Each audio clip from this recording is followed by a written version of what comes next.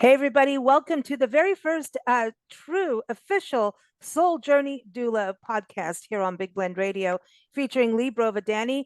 Lea has been on our shows for years talking about trust. She is known as a trust architect, and her whole background is on trust, emotional intelligence. She's traveled the world, and now she's on her new venture of being a death doula or a death midwife. I encourage you to go to her website, souljourneydoula.com.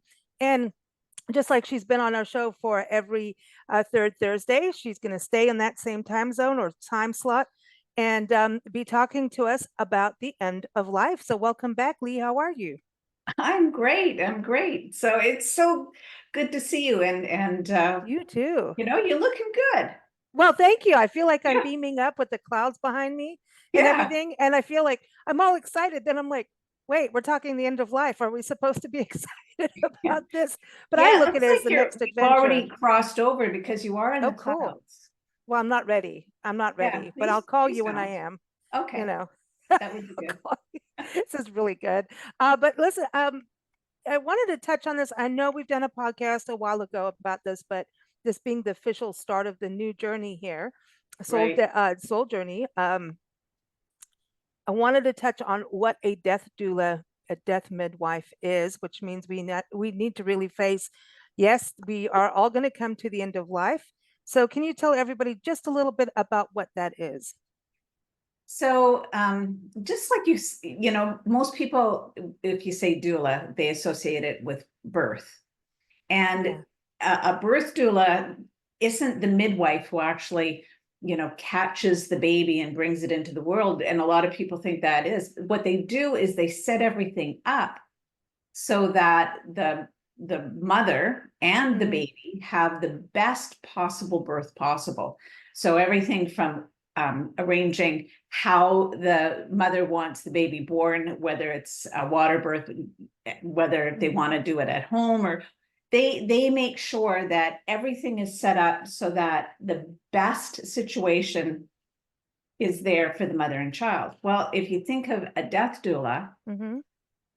it's the same thing. We make sure that everything is done so that the person who is dying and the people who are there as part of their journey Mm-hmm. have as good an experience as possible so that it's a peaceful passing.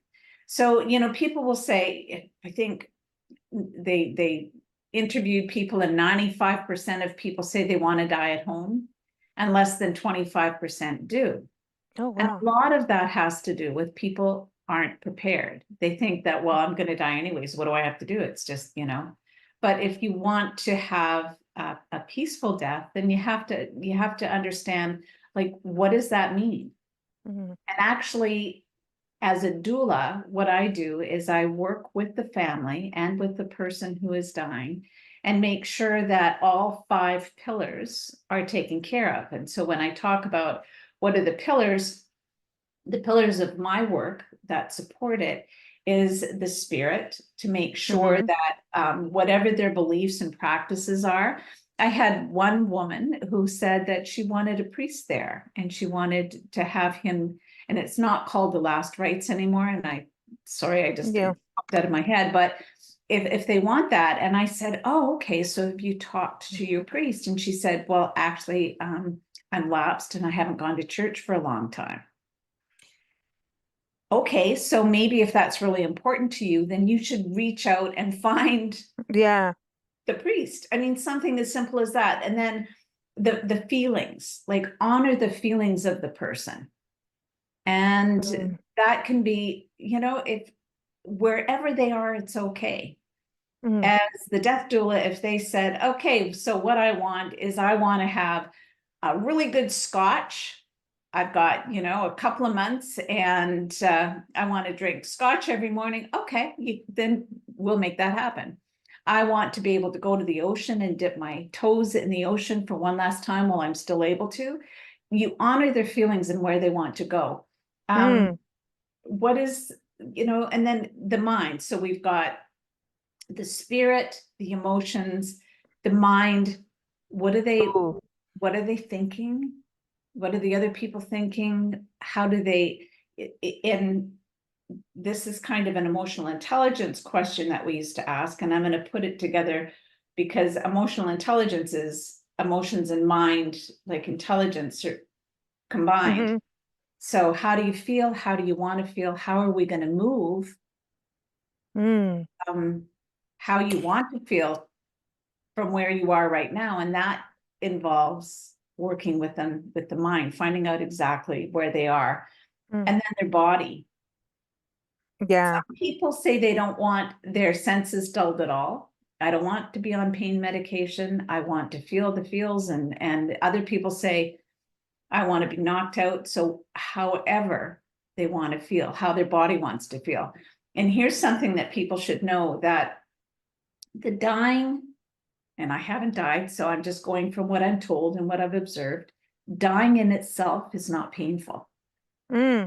Disease that causes the dying can be painful. So we can take care of the pain that's associated with whatever disease Mm-hmm. is taking them on this journey. So, how do you want to feel is really important. And then the practical. If you say Yeah. that you want to die at home, where? What's the bed? Who's surrounding you? Do you want flowers? What's the music you want played? Like, there's so much involved that people don't think of until you're in this position. Mm. So kind of look ahead of time. I think Yeah. the emotional intelligence, I think, is really crucial no matter what, in life, period.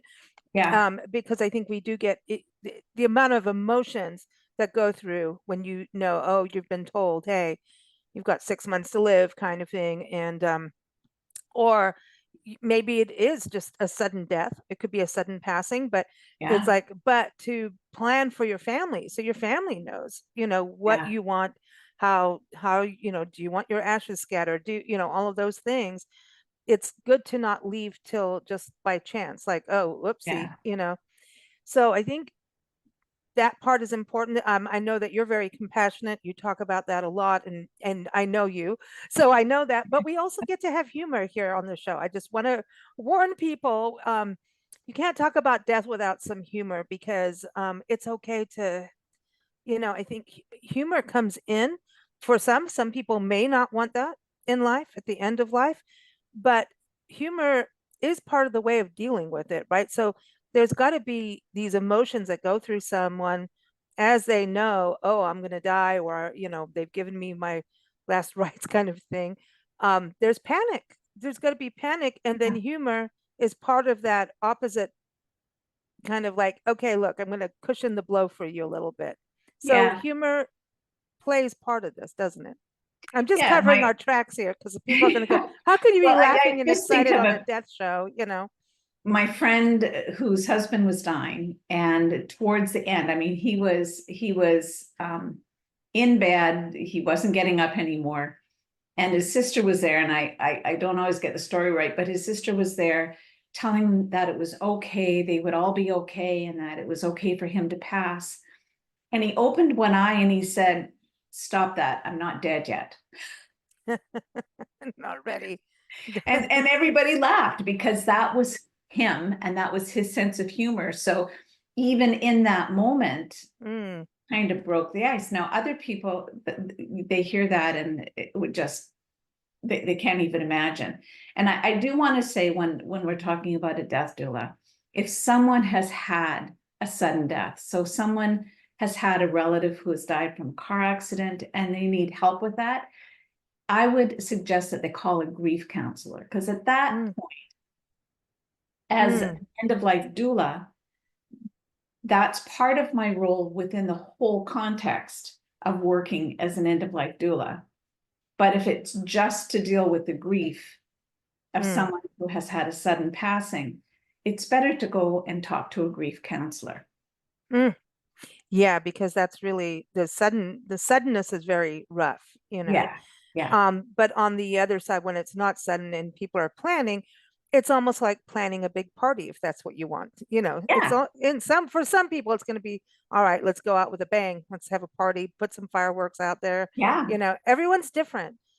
And I think that is important. And I think that's an important role that you play, as a death doula is helping, people be like who they want to be, and maybe even soften the blow for the family who may not understand that, hey, I do want fireworks. Yeah. You know? And, my friend Charles, when he was dying, he had Lou Gehrig's or ALS. Oh, yeah. And this was just so typical Charles. He said, I don't want to be dead and not hear all the great things people are going to say about me. So he had his funeral before he died.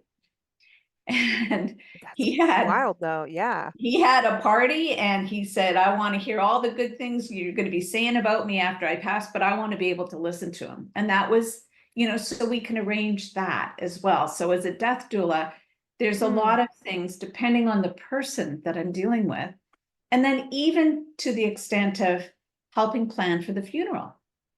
Mm. See, that's the party planning side. Yeah. It's Yeah. like, no, I want daylilies. Thank you.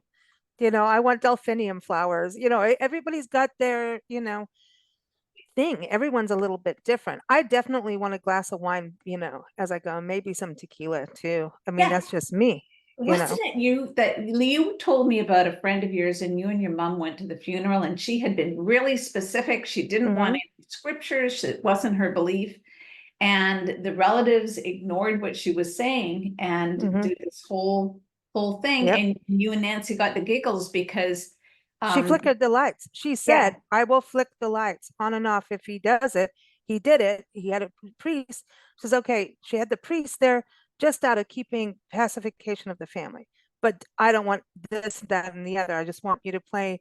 There was a song about animals. I can't remember what the song was off the top of my head, but it was an animal because she was out in Kenya with Nancy too. She came out to see her there, and so it was crazy because then the priest just says, I know she said not to do this, but I'm doing it to kind of cover her tracks. And we're all like, what? And the lights started flickering. And then that's when Nancy and I got the giggles. Plus, she got, her funeral it was like a funeral home thing with 666 was the address of the street. And I think it was Elm Street. I'm not kidding. I am not kidding. I swear. And so Nancy and I are going, well, this is so Yvonne's fashion to do this. That was her quirkiness. Yet then her grandkids are standing up and talking, all these people just completely different than the Yvonne that we knew, which was the complete naughty side, which, that would be, you know. And I mean, she won Bloody Mary drinking contests and things, but this whole other side didn't know that.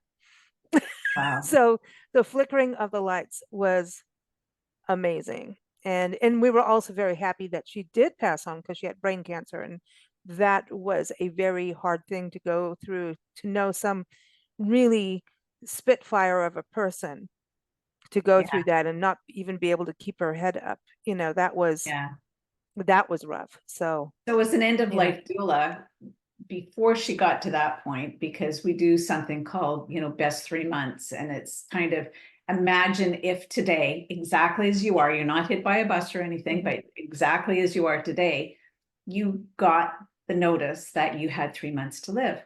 How do you want to live that? And so we help organize, like, what is it that you want to do? Now, we're not going to be there for the whole 3 months, but we can give you a blueprint of how Right. to live those last three Hmm. months and then be involved with you towards the very end to make Mm. sure that everything is set up the way you want. So if you want to be facing the window and overlooking the ocean, or if you want to be pulled out into the garden, then let's make sure that you have a bed that can Mm. actually be pulled out into the garden. I like that. And then are you also like, as a counselor, like, can you work with people like in a different country through Zoom or, I don't know how that works. I mean, is Well, I that haven't, possible? but yeah, it would be. I can see that happening. What I've found in the past is, and it's usually my friends who are living in other places and they know what I do, that when they've gone through it, like one of my really close friends, when her mother was dying, Mm. and she called me and said she was calling me in my capacity as a doula.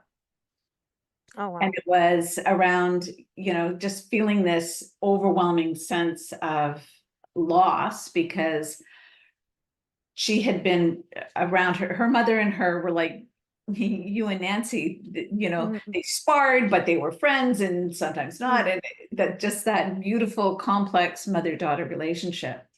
And she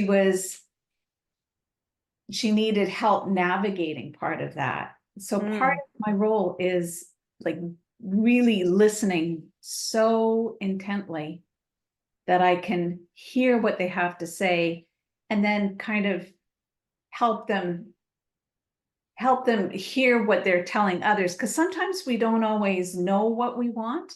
It takes someone else to hear what we're saying and mm. give it back to us before we get a lot of clarity. Does that Right. make No, sense? no.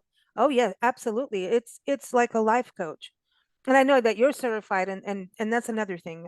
Lee, you're certified, you've done education and all of this. Yeah, That's an important thing for people to know. But a life coach, a good life coach, right, is the same thing. They listen and it's like a mirror back to you. And yeah, it's not a it's a person. It's the same thing with a good counselor, lets you guide yourself by hearing what you're saying and putting it into a context of like, oh, this is what I hear you say. I mean, how many people go to a therapist and the therapist says, this is what I heard you say. Is this correct? You know what I mean? No, that's not what I meant. You know, but and also when it's someone separate from the actual family, I think that's also very important that someone has kind of a non judgmental place to yeah, get it out of your system, especially if you know you're passing, that you need to have whatever comes out to come out. Otherwise, it's going to be upsetting. You want to have yeah, that kind of breathing flow, like it's good energy in your body, yeah. you know? And as a doula, kind of being able to smooth the waters. So I know that when I've talked to some of my friends who have been working as a doula for a long period of time, they said that it can bring out sometimes the worst in people. So Mm. she's been in situations where she has had to talk to two sisters who were screaming and yelling next to the bed of their dying mother. Ooh, that's And sad. it brings up a lot of emotions. So she's wonderful. She was able to say, okay, outside in the hall, and then talk to them and say that, this isn't the time. I understand that there's really high emotions. And she did it really gently, but she got them to stop. And if that wouldn't have worked, I know that she would have said, okay, you're out.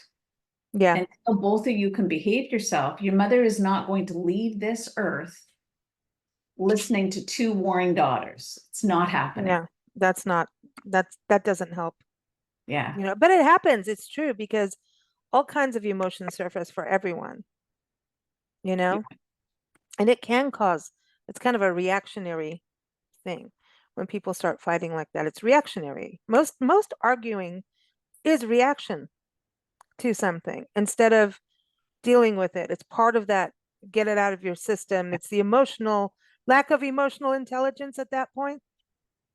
Sorry. For everybody who isn't listening, we have Bella is going to be a year old, so she Oh, needs to she's got a start behaving puppy. herself a bit more. Ah, she's rolling around because, yeah, for those who are listening versus watching, it's interesting because Lee just did a disappearing act. I mean, this Sorry. is good. I think that's fantastic. That's what we should do. It's like the end of life and Lee Yeah, disappears I'll just for a roll out second. of frame. Yeah. I know, I So, love it. No, but I think it is that reactionary thing is a normal response yeah. before the beginning of something. It's usually fear, isn't it? Well, fear and anger are such complex emotions.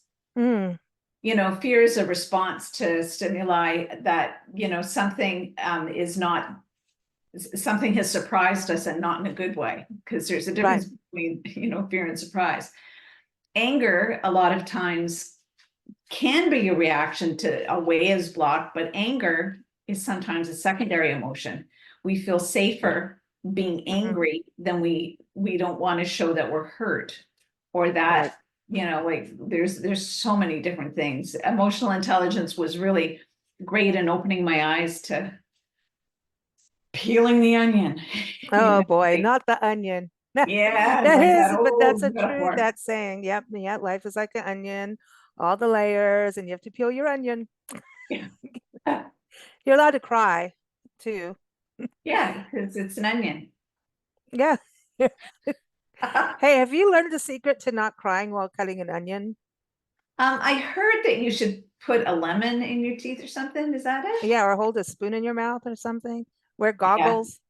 I usually put the onion in the fridge before I cut it because then the fumes aren't as strong. Oh, so there it is. So refrigerate our emotions for a little bit, cool off. Yeah, absolutely. See, Freeze them before out you, so you don't have to deal with them. but you do eventually have to. So Yeah. no, but you've got to be excited. I mean, this is, I think, a really cool, helpful, compassionate, career choice, of working with people and helping them. So I wanted to just touch on that too. For you, what was it that said, you know what, I'm gonna do this? And then next thing I know, you're off studying, you're going to, retreats, you're doing all these things, and you still work in trust, which I think is a really big part of what you're doing now. But what led you to that? Because I know people are thinking that, they're listening and going, I wonder why she wants to help people die, you know. Yeah. Yeah. Well, I wouldn't say I want to help people die. I want to comfort people while they're dying because helping people die is completely different. Oh, It's, that I'm in Oregon right now. We can say that. oh, okay. If you're curious about it, I can finish like pushing you over the edge. No, I No. help people with their dying. So part of it was went through a really difficult emotional time in with my family, in my family with one particular member. And I always felt that maybe we would get through this. I wasn't sure. But I thought, what about the people who were dying? Sorry, hold that thought. Bella, out.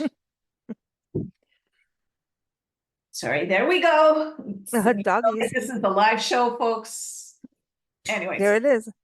so I thought, what about the people who are dying, who don't have the ability to have resolution, or they never make up with his family member, or they die with this horrible feeling that I was going through at the moment. And I thought, Mm, who comforts them? And then I mm, thought, well, if there's a birth doula and they help create this beautiful birth, the very best it can be, even with all of the things that can possibly go wrong, I wonder if there's a death doula.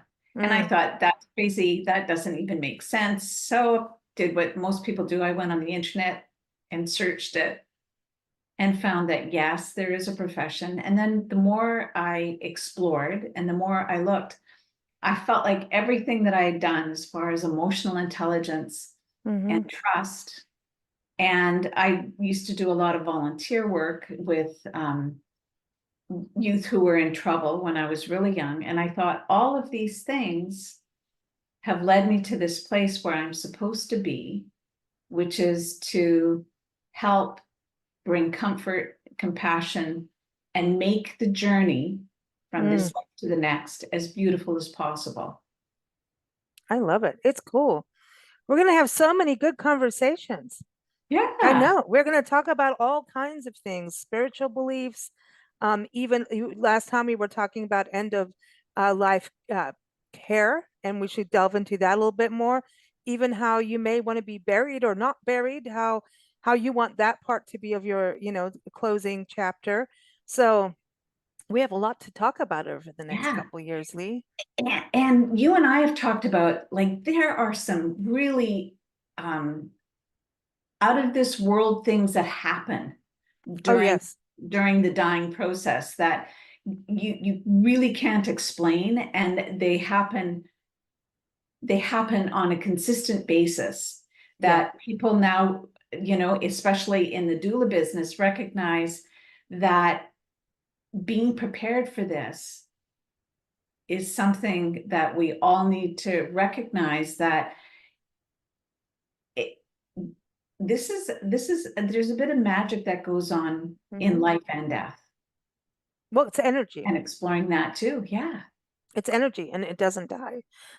So when you're looking at that, when people are passing on, there is, I mean, there's end of life, near death experiences too, where people come Yeah. back. And I think there's this fear of talking about death too. So I really love that about doing this podcast with you, is Yeah. getting to talk about, things that, oh no, no, don't do that. It's almost like they say, like, if you talk about death, you're gonna die. And that's really not true. But that's that feeling, right? That don't wish the negative. And it's not a necessarily negative thing. It's sad, sure, because it's a parting of friends and loved ones. That's the sad part.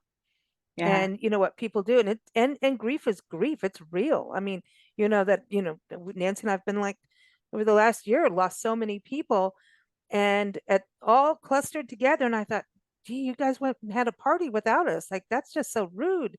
You're not supposed to leave and do that. But I'm not ready, to go to that party yet. But there's you have to work it through in your life. And I think that's the other part, is these conversations for people to kind of have a place to process. Yeah. And that's why we get to have a little humor.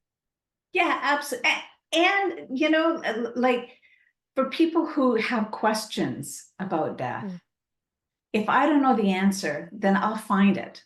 Yeah. But that there's so much, we get so much information before a person dies. Like there's people have been dying Yeah. since it's just part of living. And so there's some things that are just part of the dying process, but Mm. people don't know about it because people don't talk about it. It's taboo. Yeah, The so big something taboo that word. Yeah. sounds like it could be really scary. Maybe it's not. Maybe it's just part of the body function. The body knows how to live most of the time. Mhm. It knows how to be born. It also knows how to die. I also believe in what you're doing in helping people transition, and at the same time doing like this podcast, right? And talking about all of this. It's part of that process of turning the negative to a positive, because our brains are so that negative, fear-based. That's how we are when we get into neurology and everything. Yes, fight or flight. Well, when you know that, okay, it's, knocking on heaven's door kind of time, you are going to go into that, okay, caveman style, like, oh, and there's nothing you can do other than, all right, we're going to have to deal with it. And I think that's a huge part. Instead of making it so negative, is you're turning our brains into, what can we make it to make it special, and a positive, a graceful exit. Unless you don't want a graceful exit, maybe you do want the fireworks. I do, but just don't do it around dogs. But so I think, you know what I mean. I think there's something to that, because of the fear, and the fear and sad and grief end up being in this negative zone, and that shouldn't be next to each other. To Yeah. me, does that And make sense? I know it's kind yeah, of weird. absolutely. There's a lot of cultures, even in the United States, that celebrate. So I think of New Orleans, where when they are walking the Mm-hmm. casket to the graveyard, they have funereal music. So it's very, dun, dun. And once the person is buried, on the way back, they party because now the person is released and they have, their soul is free. And so they have music that celebrates. Yes. So depending on where you live, there's so many different, Well, it's traditions. like an Irish wake, and a lot of people don't want to see the person who's passed on. They want to remember a different time, and I'm kind of like that. I don't necessarily need to do that. Well, it just depends, right? But there is that feeling of closure by seeing the person who's deceased at that time, and then everybody goes and gets hammered. I mean, and I know there's spiritual things in church and everything that goes with it, but the Irish at that, it's like, all right, we're going to do a royal send off. So I think Yeah, there's, it's yeah, little Jameson's going in there, and some Guinness, yeah, might, for those who want that, right? So I think every culture, I mean, the African cultures from living in South Africa and Kenya were always interesting too. About, sometimes they kept the body with them in the hut for a while, same as Native Americans. Specific tribes here would keep the body there for a while, and then eventually they had to release it at a certain time and do a specific dance and rituals, but it would be so people could come and visit. So Yeah. it's a very like your living room would become almost like you're going to come visit Aunt Sally, even though she may Well, have moved on. So when my it's mom just, was a little girl and her grandmother died and they were lived in the country, then the women washed the body, prepared the body. She was laid out on the dining room table. Everybody came around and, it was like, oh, doesn't Auntie M look great? And then they would, someone built the coffin. she was not Auntie M, really? Well, I made that part up, but Okay. she was the men would often, so there were divisions of labor, Mm, but the men were usually the ones who made the wooden coffin and they were buried, and then everybody came back to someone's house and they had a huge meal. But the whole thing was that it was never separated from the family. The mm, kids would go up and visit grandma while she was dying or whoever was mm. dying, and they were there was always the family was always around through the whole process. Somehow we changed it into this commercial enterprise where coffins that don't break down and so they Mhm. leach leads into the soil. That's for a conversation for another time, but we've made it into a commercial enterprise where it is something that is natural, that Yes. should just be part of our life, and mourning is part of our life and celebrating is part of our life. Hmm. However we do it should be, it should just something that is accepted. I love this conversation. We're going to have a lot of these because I think that's important. I mean, I had a friend pass and the commercialism was insane. It was insane. I think we talked about this on a show where he had passed and he had quite a professional legacy and philanthropy. And there was like a full-blown press release we had to do as part of his obituary and all of this. I mean, it was to be tasked on that and then family drama and all kinds. Oh boy, that's a whole other conversation.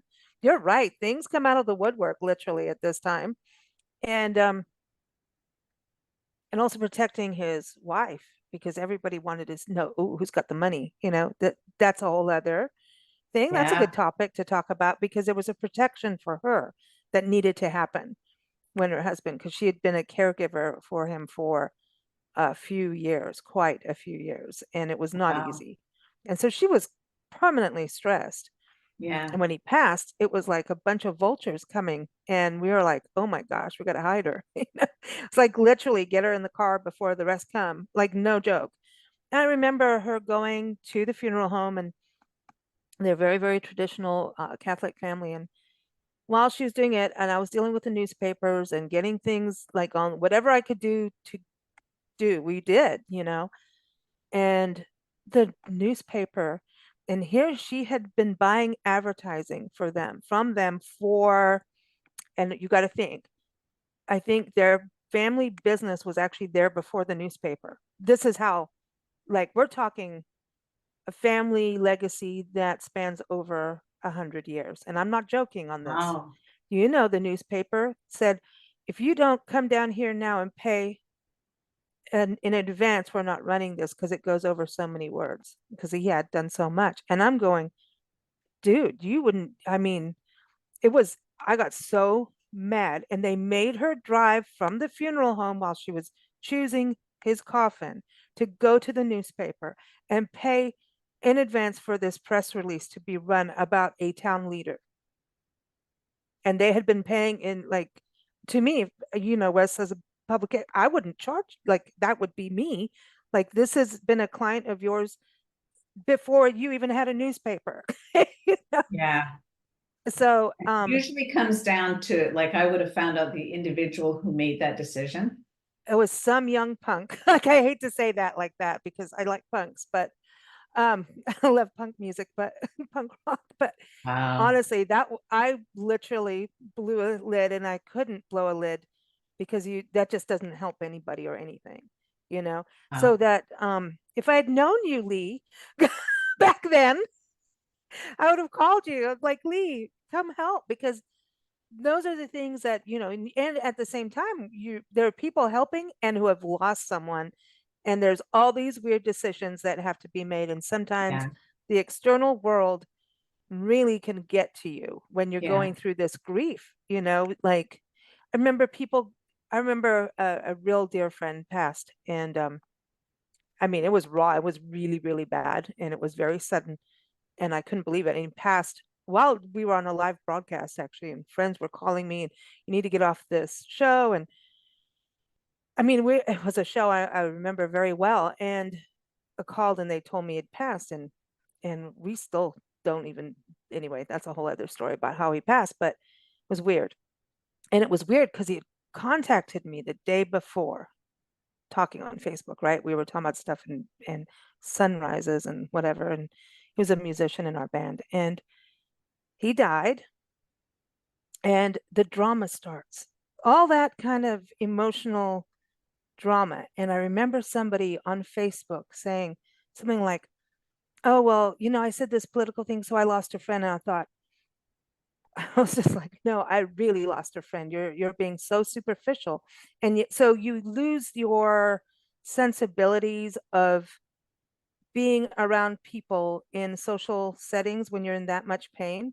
When someone's like, "Oh, I lost a friend and screw them." And I'm like, I lost a friend, like someone that close. And you're carrying on with your little superficial Facebook crap. It really made me, because it's up, you're sad, so you have this anger, which is those parts of grief, those steps of grief, which was so then I think there's something about with what you do that kind of brings in, like, you're not the sponge where everybody gets to cry on for everything, but it's kind of, but you know what I mean? There's kind of like some kind of order to the crazy yeah. that comes, And you know? even like there's so much room for huge conversations, and I know Mm, we'll leave some of these for later. So I'm not a lawyer, but I would find the lawyer if someone hasn't done a will. I'm not yeah. I'm not a nurse, but I would find someone if you needed pain medication. And I'm not a masseuse that can do all of that. And it might be that you at a certain point you can't leave bed and there can be Hmm. incontinence. So you find a caregiver who can help with that. That's one of the things that you do as a doula. You make Hmm. sure that all of the things that are needed for the dying Hmm. person to die with ease. Dignity. Yeah, Yeah. like they're not having to worry about, oh my God, I'm soiled, I've soiled myself and I can't do anything. Like it gets down to that basic Hmm. and even loftier, like I said, getting all of the other things organized, at least finding them. It is like a event planner. The event planner for a celebration doesn't make the chairs, they hire them from someone. Hmm. So it's, think on that level, like all of you don't know all of the things that are involved And in dying. the family's going through grief. Just Yeah, knowing a friend, like a friend or loved one, has maybe been given 6 months or whatever, that yeah, is, you're already, that's it, grief stricken. Your brain is not good at it. It's good to do things, but you're not in that social, oh, yay, let's order flowers. you know, yeah. And you if the know what I person mean? dies at home, people don't know what to do. Like, do I call the police? Do I call the fire? No, you call, if they're associated with the hospice, you call the hospice. Hmm. Or you call like there's numbers that we know, okay, we're not going to, the police don't need to get involved. This was not a murder. This is something that happened that was very natural. People knew that this was going to Hmm. happen.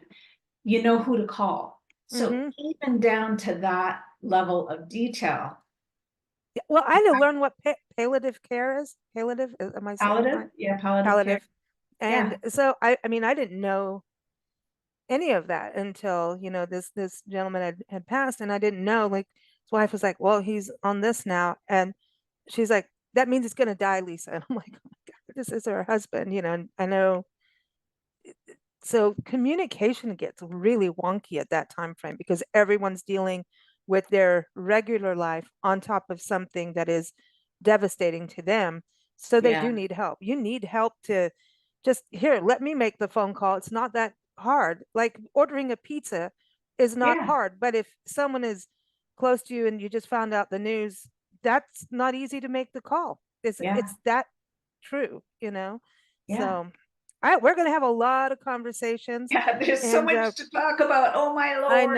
I know, Nancy, she'll be back on with you too. And she came Oh, up to, good. it was 666 Elm Street. Yeah, she wanted to make It's been sure a long everybody knew. time since Nancy's been on one of the calls with Yeah, us, yeah. Lisa. Well, it's all this expansion stuff. Sometimes that happens. But what I would like to do is not expand my waistline anymore. I'm just saying. But I do, when people go to souljourneydoula.com, you can see Lee's 5 pillars of how she supports those who are facing time to say goodbye. Spirit, emotion, mind, body, and practical. The practical is, like I said, calling the pizza or the flower company. But spirit, I think that's important. And we've really touched on all 5 pillars, but we're going to have a lot more conversations about it. Uh, can't wait. Thank you so Yeah, much, me Lee. too. Thank Everyone, you, third Lisa. Thursdays. Yeah.